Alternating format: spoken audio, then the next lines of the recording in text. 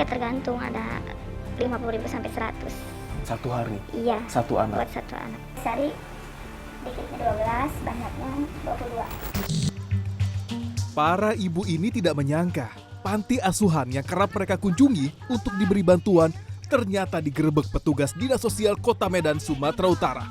Mereka kaget, ternyata pengelola panti asuhan Tunas Kasih Olarama Raya ini diduga mengeksploitasi anak-anak panti dengan membuat konten di media sosial. Yang membuat tidak habis pikir, pemilik panti menyuapi bayi berusia 2 bulan dengan bubur pada pukul 2 pagi. Terus pas kejadian tadi malam saya lewat, ketepatan saya lewat sini dan terjadi penggerebekan itu kan, saya tanya sama ibu pantinya, karena suaminya sudah diamankan sama polisi, saya tanya sama ibunya, ibu masih ingat saya? Karena kan saya baru bulan ini kan Pak dari situ kan. Iya ingat, tapi ibu bilang Bu, anak bayi ini dapat di rumah sakit. Kenapa saya dengar dari warga bahwasanya anak bayi ini titipan dari orang gitu kan, ada orang tuanya. Enggak Kak, salah itu. Saya bilang orang tuanya yang sakit katanya gitu. Saat digerebek pada September 2023, panti asuhan yang telah beroperasi selama 2 tahun itu kedapatan tidak memiliki izin. JZ berulang kali melakukan siaran langsung melalui media sosial TikTok.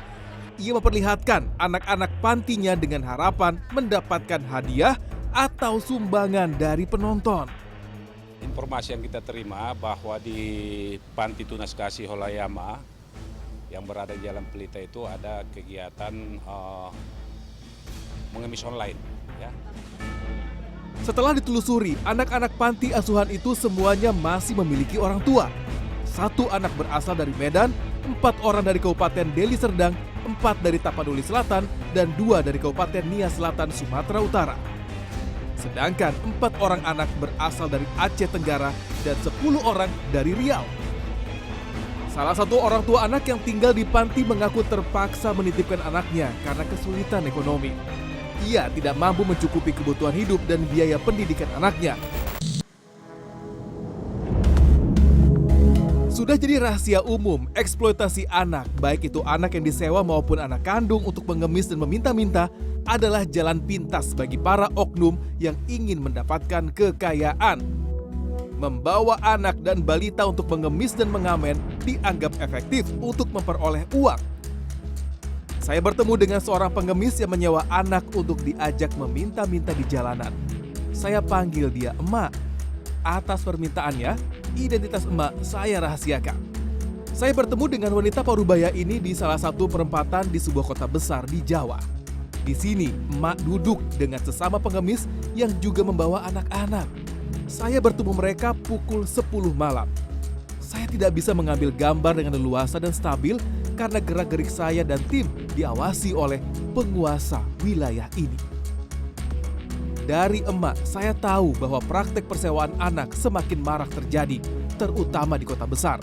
Emak mengaku tidak kenal dengan orang tua anak yang ia sewa ini. Emak kenal sama lokasi ngambil anak ini dari mana? Oh enggak itu. Oh nggak tahu. Iya, Kenal tahu. sama orangnya. Iya. Ya?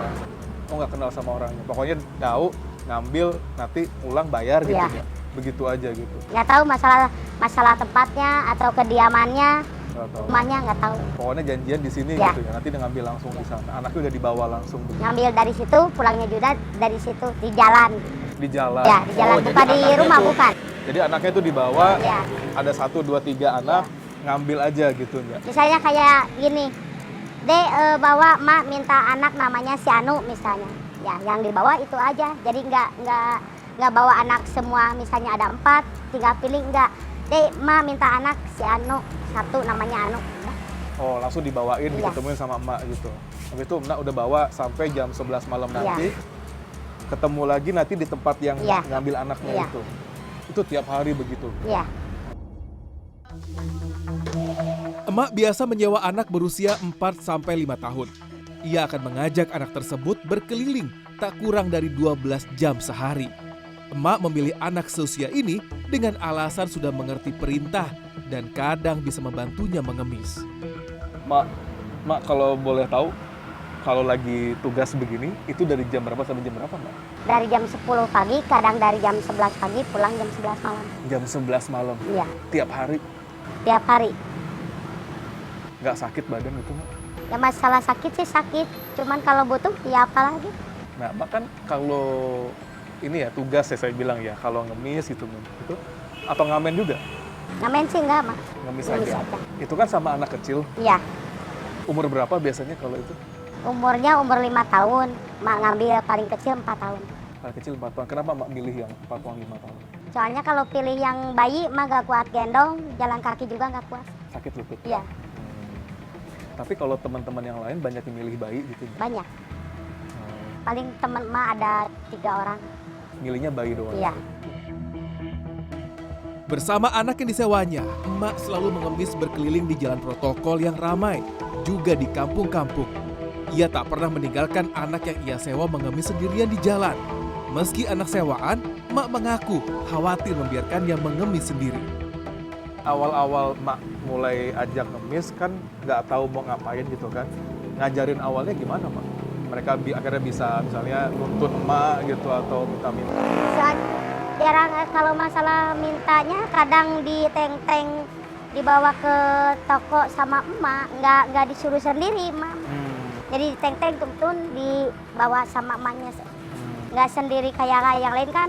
So kamu bagian sana, emak bagian sini, emak nggak sama emak aja. Terus aja Mak Ya bawa. kadang digendong kalau pas lagi di depan toko digendong baru.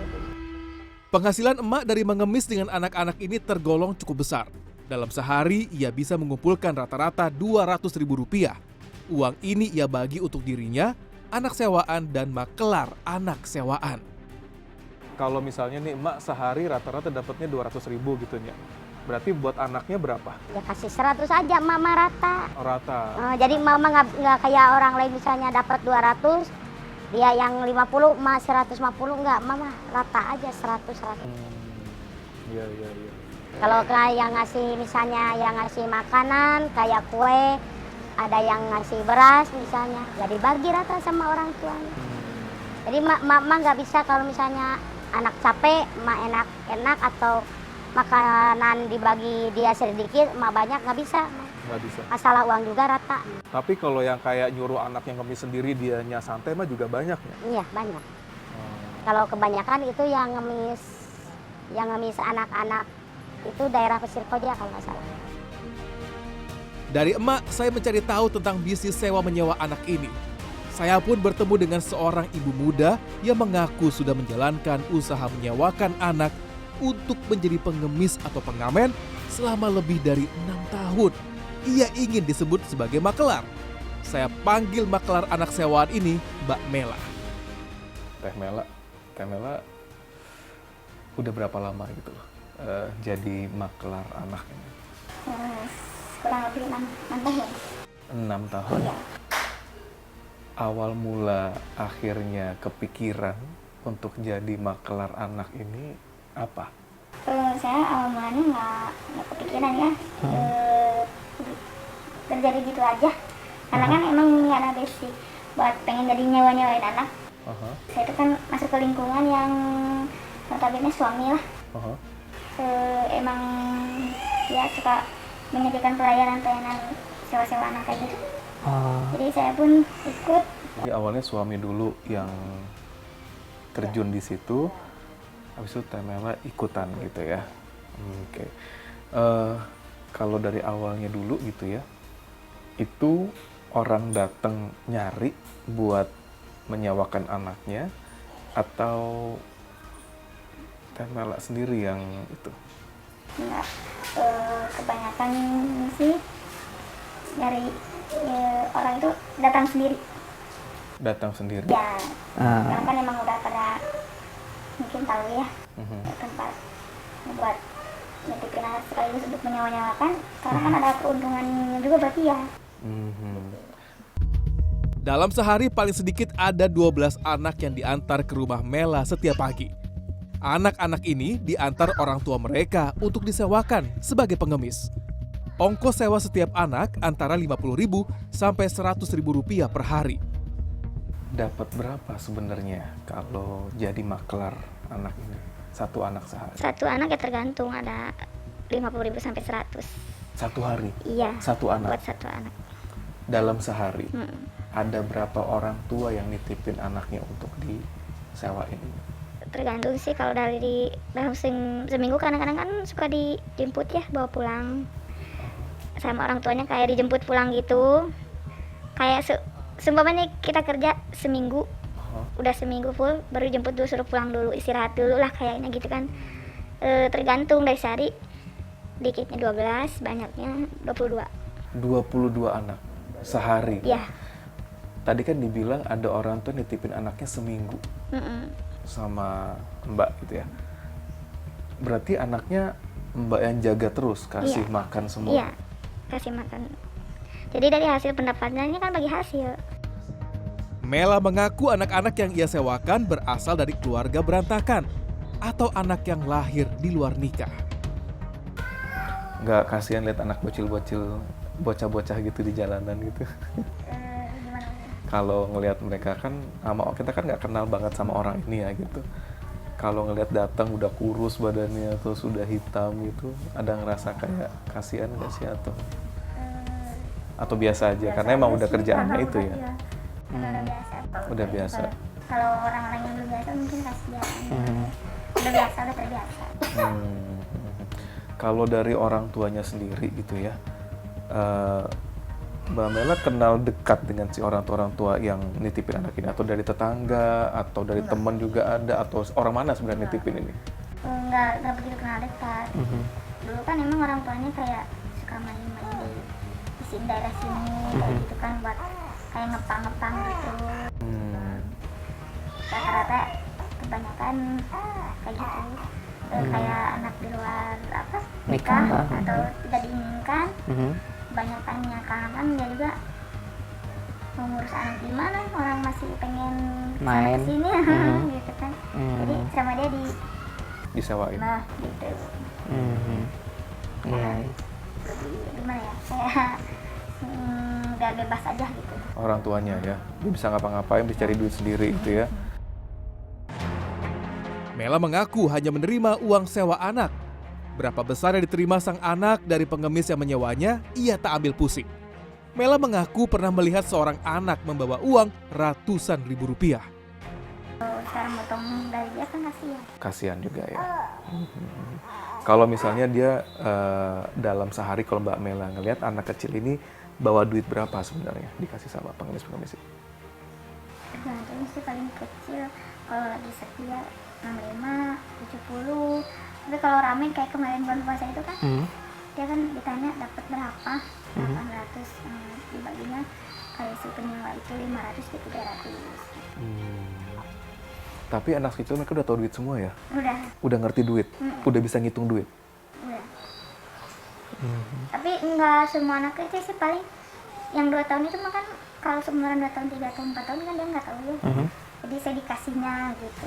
Jadi yang si pengemis ini ngasih ke Mbak Mela ini duit anak ini gitu ya? Nggak tahu kan, saya kan nggak tahu itu ramai apa enggaknya ya sebenarnya. Kalau kadang-kadang kayak bulan Ramadan kemarin kan ada yang sehari itu yang bawa 200 dikasih. Anak-anak kecil-kecil ini? Paling besar 300, 400 juga ada gitu. Kalau yang udah mengerti kan, yang umuran 7 tahunan itu dapat berapa gitu. 800-an seumpamanya, aku kebagian segini. Mbak Mela nggak pernah campur-campurin dia dapat berapa tuh, nggak pernah? Enggak. Yang penting sehari dapatnya segini dari dia gitu, untuk nyewa si penyewa ini ya? Okay. Dari Mela saya tahu bahwa tiap pengemis memiliki kriteria anak yang ingin disewa. Ada yang menginginkan anak usia TK, ada yang ingin anak yang lebih besar seperti usia SD agar bisa disuruh mengemis sendiri. Ada pula yang meminta bayi karena lebih menggugah simpati.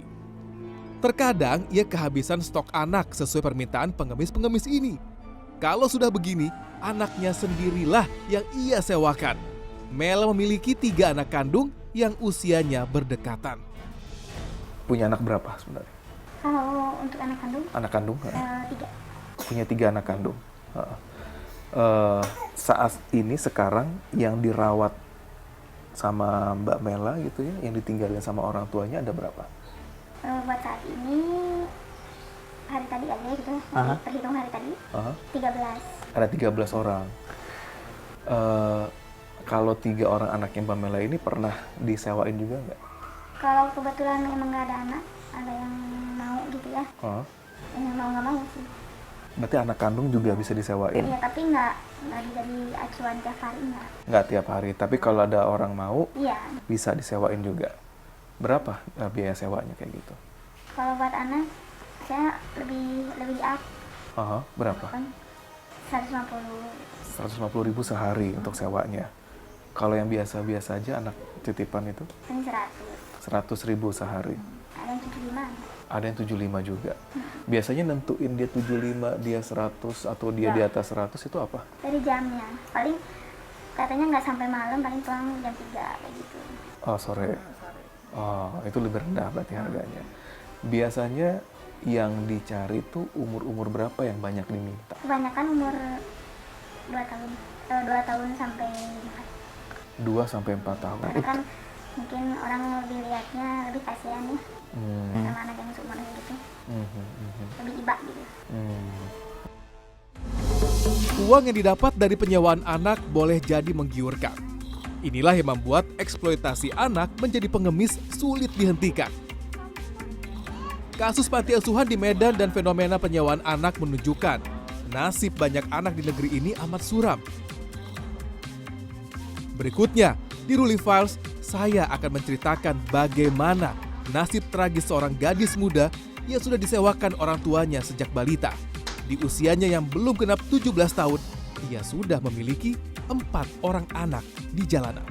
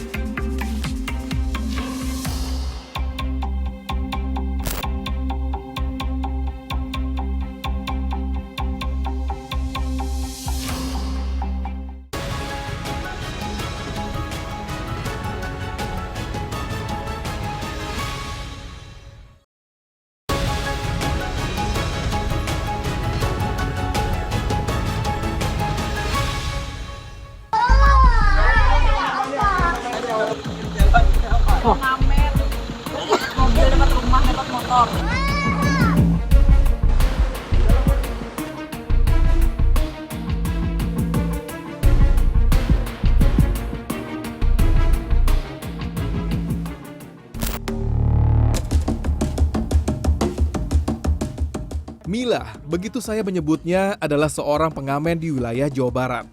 Sejak berusia amat belia, gadis yang berasal dari keluarga ekonomi lemah ini sudah menjadi korban orang tuanya. Ia mengaku kerap disewakan oleh orang tuanya untuk menjadi pengemis. Ketika umurnya 10 tahun, orang tuanya kabur dan meninggalkannya seorang diri. Sadar harus mencari makan sendiri, Mila mencari pengemis yang mau mengajaknya ke jalanan mencari uang. Ti, kamu punya pengalaman bekerja ya? Nemenin ibu-ibu untuk mengemis. Pernah. Untuk ngamen juga. Iya. Umur berapa itu? Kadang umur 10, kadang beda-beda 10 sih. tahun. Iya. Kenal dengan si ibu, si mamah ini dari mana? Dari jalan.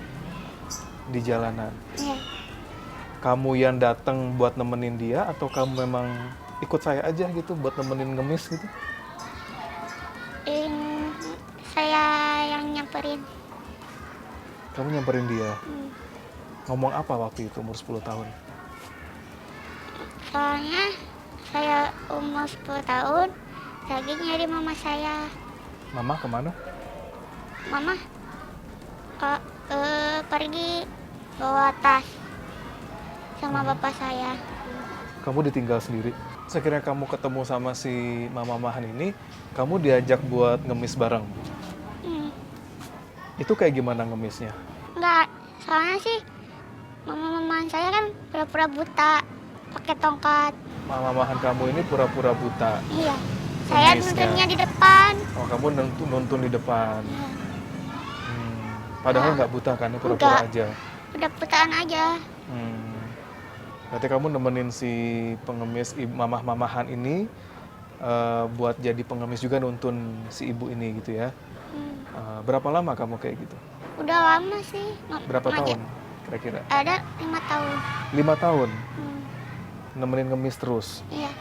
Sampai ada yang ngasih uang. Hmm. Selama mengemis itu, uang mengemisnya gimana? Dibawa sama mah itu semua apa kamu juga dibagi? Ditabungin. Ditabungin. Oke, berarti kamu tinggal sama si mamah-mamahan ini, bantuin buat ngemis selama 5 tahun. Uangnya ditabung sama si mamah ini. Enggak sama saya. Oh, sama kamu dikasih uang tabungan juga. Sampai sekarang nggak pernah ketemuan lagi sama mereka, sama bapak ibu asli? Enggak. Nggak pernah. Oke, oke. Kalau waktu kamu ngemis dulu sama si mamah-mamahan ini, dari jam berapa sampai jam berapa? Sampai maghrib, sampai jam 2 subuh. Dari pagi? Hmm. Biasanya di mana saja? Tik? Putaran pasar aja sih. Sekitar pasar aja. Sehari bisa dapat berapa? Waktu ngemis dulu? Soalnya buat cari buat makan aja. Dapat berapa sehari kira-kira? Kadang dapat 50, 100, udah. Pulang lagi ke rumah.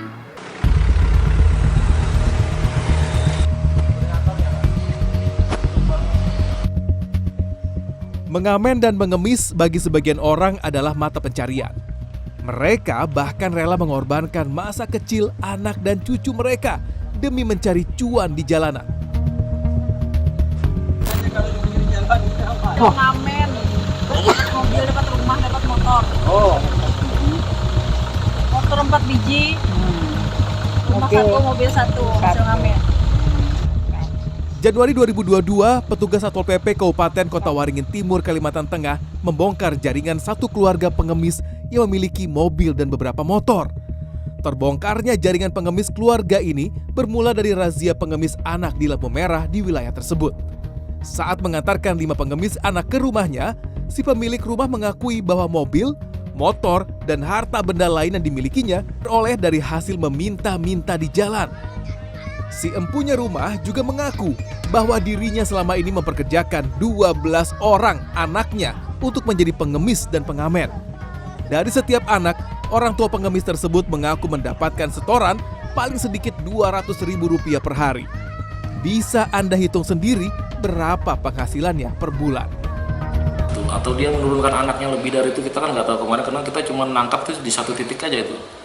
Belum di titik-titik lain yang sudah dibocorkan sama mereka dan sudah bubar semua. Kita nggak tahu berapa anak yang diturunkan, karena ibu itu aja punya anak 12. Yang kemarin itu yang ada sepupunya lagi tangkap 1 orang, kemudian ada tantenya lagi membawa anak 1 orang, dengan tantenya udah 2 orang. Nah, kita nggak tahu mereka ini berapa keluarga yang sudah beroperasi.